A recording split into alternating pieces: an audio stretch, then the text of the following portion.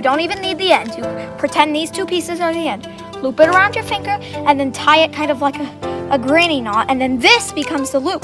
Then you pull the secondary rope to tighten the granny knot around the loop, and then you can just pull on this rope, which is connected to this rope, and then it pops undone.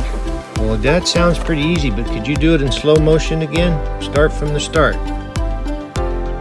One loop around your fingers. Well, what did you pull through there? Then you pinch this rope here. Yeah.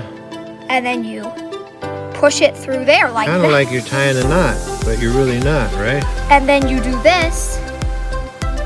Then you pull the granny knot shut.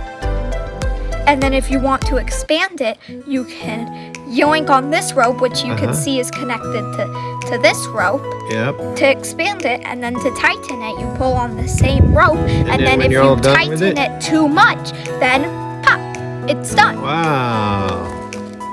I'm putting that on YouTube. Wesley, actually. Yeah. Wow.